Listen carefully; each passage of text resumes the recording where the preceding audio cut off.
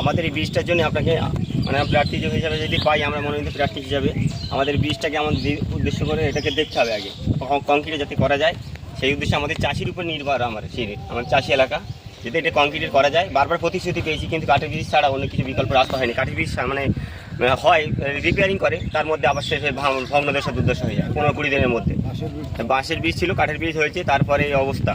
যাতে কংক্রিট করা যায় এটাই আপনাদের কাছে রিকোয়েস্টটা থাকবে, আপনি যেন এই কাজটা আমাদের সাপুরে করেন। ঠিক ঠিক। ভয়ঙ্কর একটা নোয়াই খাল, এই খালটা ইসের সঙ্গে বর্তির বিলের সঙ্গে যুক্ত হয়েছে, আর এই খাল গঙ্গা নদীর সঙ্গেও যুক্ত। এবং দেখুন এই খালটা একদম পুরো একটা কচুরিপানায় যুক্ত আর কি। এই খাল যদি পরিষ্কার করা হয়, এই খালে কিন্তু একটা জোয়ার ভাটার একটা কিন্তু দেখা দিত, এবং এখানে কিন্তু অনেক জীবন জীবিকা মানে অর্থনৈতিকভাবে জীবন সম্পদ কিন্তু হতো, অর্থনৈতিকভাবে স্বয়ংসম্পূর্ণ হতো মানুষের।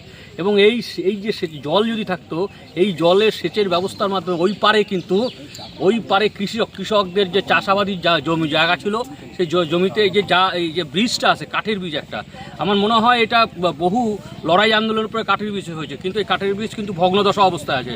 আমরা প্রতিজ্ঞাবদ্ধ এই কাঠের ব্রিজটি আমরা পাকা কংক্রিট করবো বিজেপি সরকার ক্ষমতা আসলে, কারণ এইটা কিন্তু গুরুত্বপূর্ণ যোগাযোগের পথ আর কি, চাষিদের যাতায়াতের ব্যবহারের জন্য।